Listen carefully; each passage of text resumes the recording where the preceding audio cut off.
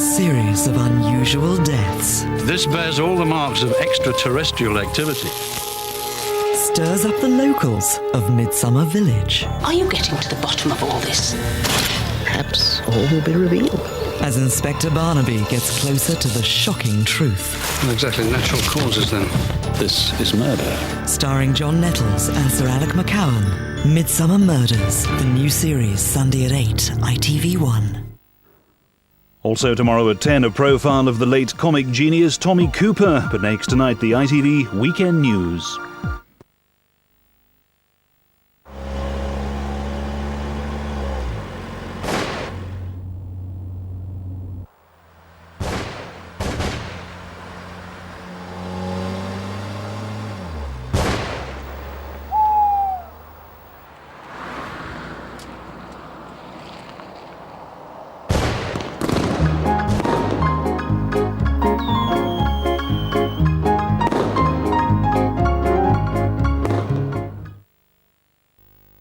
Say has got the most live football, ITV Digital or Sky? The ITV Digital, won't it? ITV Digital. ITV Digital. Sky or ITV Digital? What do you want me to say? Play the game, lady. It's ITV Digital, the new home of football.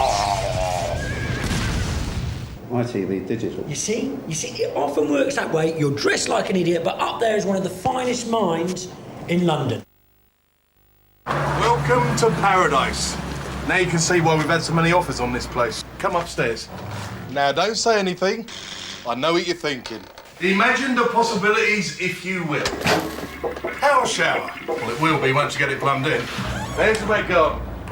That's it, Luce. Have a look. Don't worry about that. By the time you get your double glazing in, you'll never hear them. That's lovely, isn't it, eh? Absolutely gorgeous. Now, there are 3 ways to find what you want. The book, the phone, or the net. Whatever you want, just yell. Potty training is a big step. New Huggies Pull Ups help make it easier. They look, feel, and go up and down like real pants, and they're absorbent. So if there's a little accident, no problem. In pull-up, she knows she's out of nappies and starts to feel quite grown up. Pull-ups. End of nappies, start of pads. Reports are just coming in warning that a major earthquake measuring a possible 9.5 in the Richter scale could hit the coastal region and Valley District at any time. Further reports suggest that early warning systems which monitor and detect rapid tectonic plate movement may confirm scientists' worst fears that this may be the big one. Police officials have called for the public to remain calm.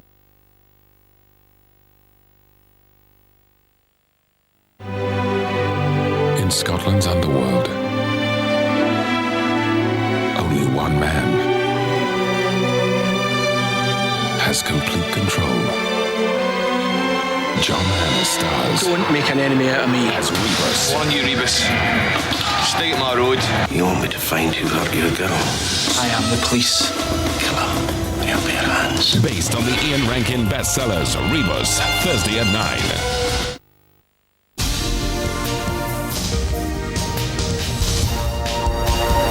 We've full coverage of the Belgian Grand Prix live tomorrow afternoon on LWT, beginning at 12:05. Now, though, the latest news. England's unbelievable 5-goal wonders. Brian Moore, the voice of football, has died. And the Royal Games, but a rest for the Queen Mother.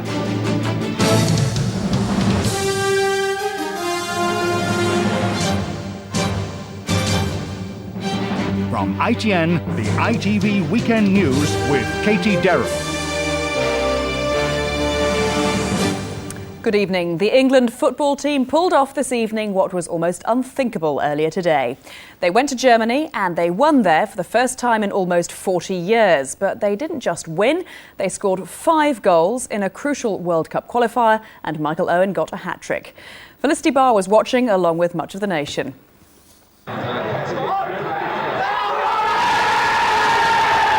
England fans would have been happy with a simple 1-0 win. What they witnessed was the most significant victory over Germany since they lifted the World Cup in 1966.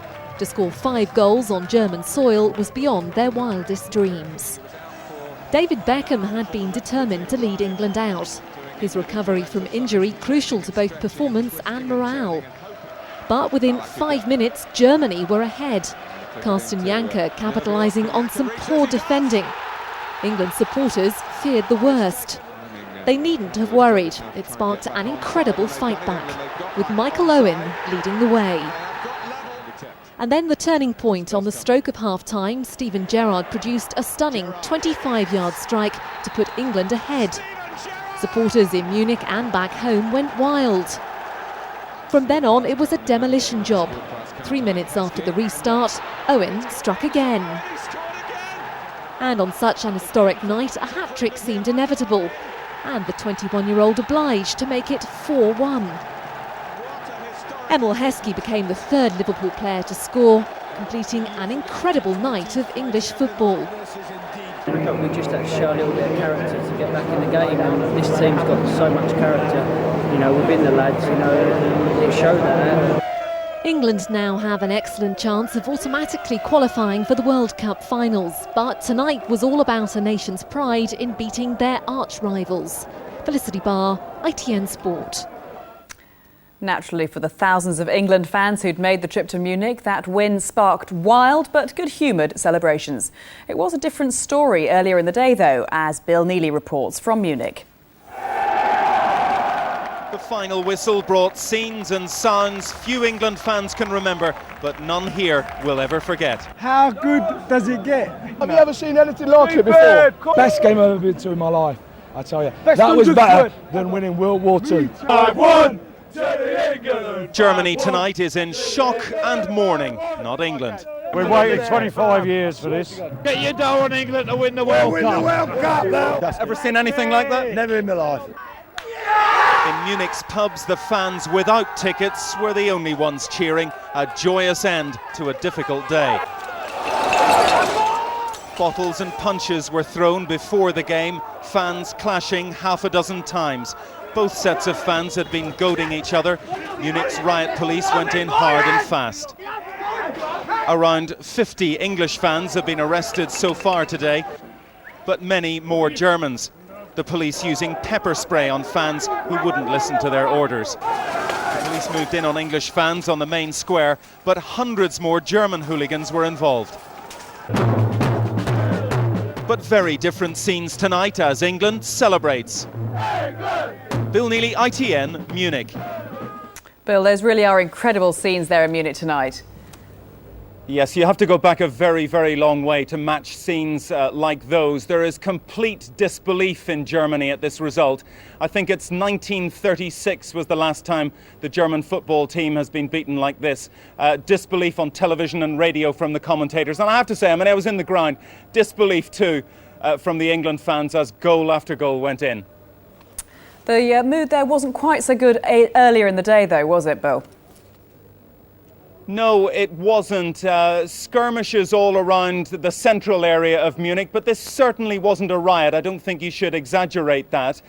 50 English fans arrested, more than 100 Germans arrested, though many of those for drunkenness. Now the rain is falling. The streets, as you can see, largely clear and quiet, except for, well, about 10,000 completely disbelieving England fans. Bill, thank you. And we'll have more on the other home nations' games later in the programme. On a sad note, though, England's historic win was tempered by news of the death of one of the most famous football commentators in recent years. Brian Moore, once ITV's voice of football, died early this morning. He was 69. Ros Charles looks back on his career. So it really is another busy big match programme for you as we... He was the voice and the face of ITV football for a generation of fans. Brian Moore commentated at every major footballing occasion across 3 decades until his retirement after 1998's World Cup final. He joined LWT back in 1967. And his voice is forever linked with football's famous moments, when Arsenal sensationally snatched league victory from Liverpool in 1989. Thomas, it's up for grabs now! Thomas! And Maradona's hand of God. It was either illegal or a fair one. ITV Sports' Bob Wilson spoke tonight of his former colleague. I'm just very privileged to have known him the way I got to know him. And I think that if I had to give a tribute to Brian as a commentator, it would be that I don't think there is anybody in the world of football, and it's a big world, football. I don't think there is anybody at all who had a bad word to say about him. Head of ITV Sport, Jeff Farmer, described Brian Moore as an icon of sports broadcasting. He died in the early hours of this morning at home in Kent, surrounded by his family. He was 69. Brian Moore, who died today. Australia struck a deal of sorts today over just what to do with the hundreds of Afghan asylum seekers stranded off its Christmas Island. They'll be accepted by New Zealand and a tiny Pacific island, Nauru, while their applications are processed. The United Nations said it was far from a perfect solution. From Christmas Island, Julian Mannion reports. Tonight, as Australian troops bring in more supplies for the refugees on the Tampa, their Prime Minister believes that he has a solution to the crisis. According to the Australian government, New Zealand and the Pacific island nation of Nauru have agreed to take the asylum seekers for processing. Australian Prime Minister John Howard says this is the solution his country has been looking for. I am pleased that we have made progress. This is a real breakthrough. It does give us the basis of handling the problem consistent with the assertion by Australia that our border integrity is not to be breached. In New Zealand, 150 of them will be considered for admission as refugees. In Nauru, a further 300 will be processed for possible transfer to third countries, perhaps including Australia. The UN has now accepted the plan as the best that can be achieved in the circumstances. It is a compromise solution. It's not an ideal situation, and I feel for the refugees who are on this ship, in the heat, in containers. The problem that the Australian government will now have to deal with is the reaction of the people on the Tampa. Some of them apparently threatened to throw themselves overboard when they first learned of Australia's refusal to admit them. Now they face the prospect of lengthy journeys to New Zealand or Nauru amid continuing uncertainty over their final destinations. Julian Mannion, ITN, Christmas Island. The royal family paid their traditional visit to Scotland's most famous Highland Games at Braemar today, but it was without one of the usual guests of honour, the Queen Mother. She was told by her doctors to rest instead. Here's Neil Connery. The Queen and the Duke of Edinburgh led the royal party to the Braemar gathering, but the absence of the Queen Mother came as a disappointment to thousands of spectators. Buckingham Palace said she'd been advised by doctors not to attend and was resting at Balmoral. The 101-year-old has only missed this event on a couple of occasions since the war. Prince William made his first visit to these games. The Prince is just a few weeks away from starting his studies at St Andrews University. Scotland's most famous Highland Games provided the traditional test of speed and strength. The spectacle, as ever, enjoyed by the royal guests. The Queen Mother's absence from one of her favourite annual engagements has again raised fears about her health. But the royal party showed little sign of anxiety, and officials insist there's no cause for concern. Neil Connery, ITN, Braemar. Other World Cup news now, and Scotland's hopes of qualifying for the World Cup finals are still alive, just. They drew 0-0 today with Croatia at Hampden Park in Glasgow. The game only came to life in the last 10 minutes when Scotland launched wave after wave of attacks on the Croatian goal. They kept the pressure up to the end, but it wasn't enough. The draw means the Scots must now beat Belgium on Wednesday to stand any chance of qualifying. Elsewhere, Wales lost their last hope of qualification when they drew 0-0 at home to Armenia. Northern Ireland, already out, drew 1-1 away to Denmark. But the Irish Republic produced one of their greatest performances, beating Holland 1-0 at Lansdowne Road, despite the dismissal of Gary Kelly. Jason McAteer's 67th minute goal guarantees Mick McCarthy's side a place in the playoffs and means the Dutch, semi-finalists in the '98 World Cup, won't even get to next year's competition. That's all for now. I'll be back tomorrow, but from me and all the ITV Weekend News team for now, good night.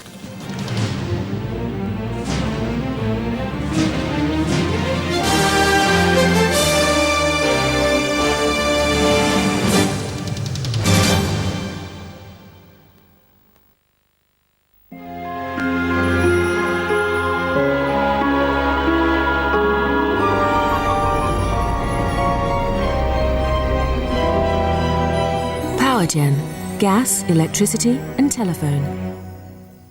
Good evening. Well, the weather patterns look pretty unsettled for the first few days of September. Here's a chart that's for Monday. It has weather fronts coming down from the northwest and chilly northwest winds too. That's the pattern for most of this coming week. There will be sunny spells in between the showery outbreaks of rain, but temperatures will struggle, I think, to get into the 20s. As far as tonight's concerned, we've got one of those weather fronts across northwestern parts of Britain now. The rain's fairly light and patchy, just one or two heavier bursts around the coasts and hills. A lot of mist as well, lots of low clouds sitting on the hilltops, so fog patches to watch out for, particularly in the north and the west. The southeast mostly dry tonight and a mild night pretty much everywhere, 13 or 14. And that's how we'll start the day tomorrow. Most of England and Wales will get off to a grey start. You may find one or two bright spells in the southeast for a while there, but this band of cloud and increasingly patchy rain, I think, will drift a little further south and east through the day, so southern parts of England and Wales end up pretty grey, whilst the rest of Britain gets bright for a time, though the far northwest there will have more rain, particularly through the afternoon, and temperatures are struggling a little, up to around 18 to 20. Good night. PowerGen. Gas, electricity and telephone.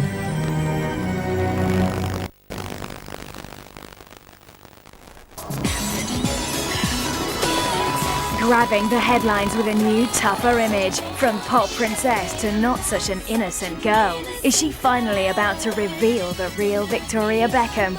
A candid chat on life, love and going solo. Live, Monday on GMTV. Bringing cinema to life, whatever the weather. LWT Weather, in association with Warner Village Cinemas. Hello again. A closer look at London's weather now. Quite a bit of cloud coming our way overnight tonight, some patchy drizzle too, but not a cold night. 13 or 14 is the lowest most of us will see. The odd spot down to 12, and that's 54. For tomorrow, it's going to brighten up for a while. After a grey start, we'll see one or two bright or even sunny spells breaking through the cloud. But then through the day, thicker clouds are going to come back towards us again from the northwest as a weather front edges in our direction. So the second half of the day, rather cloudy with some rain in places, but temperatures still just into the 20s. LWT Weather, in association with Warner Village Cinemas. The movie in which Arnie Schwarzenegger declared, "I'll be back," is next. The Terminator.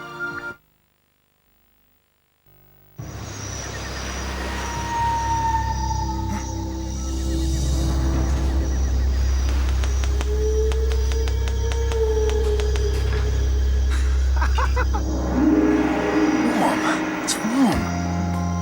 Just the two of us. We can make it if we try. Just the two of us. Come on, son. Just the two of us. Building castles in the sky. Just the two of us. You and I.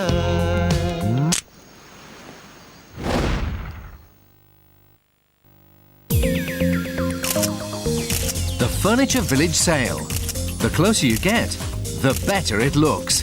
Terrific savings and 0% interest-free credit on furniture that demands a second look. The Furniture Village sale ends this weekend, so hurry.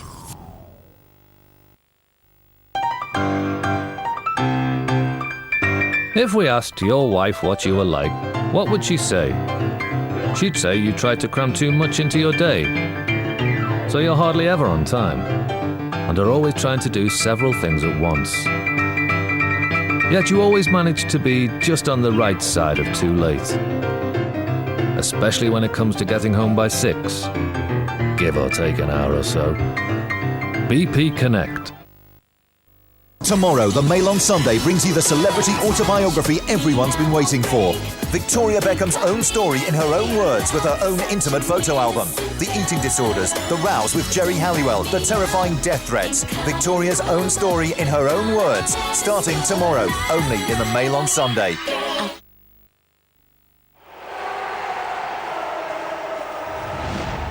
Don't worry, mate. First match nerves, eh? Aye, Neil.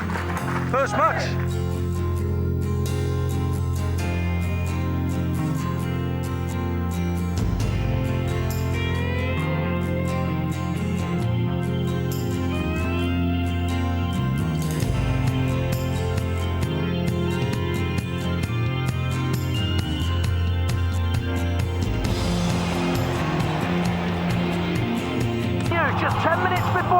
off and the 150.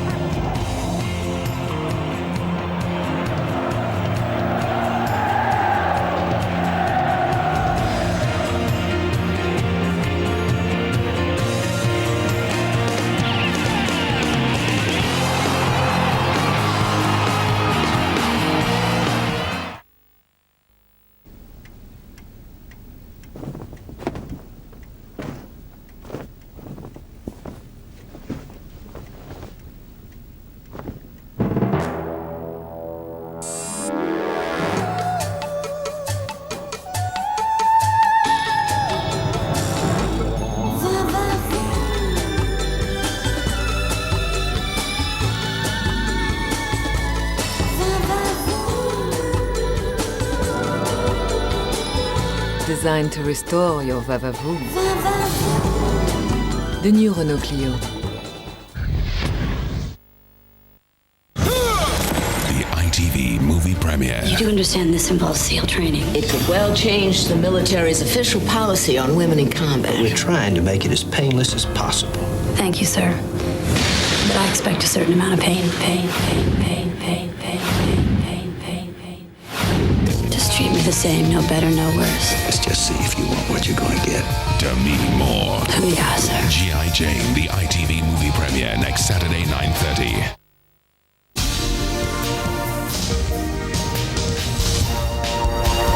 Now on LWT, with strong language and scenes of violence, it's the Terminator.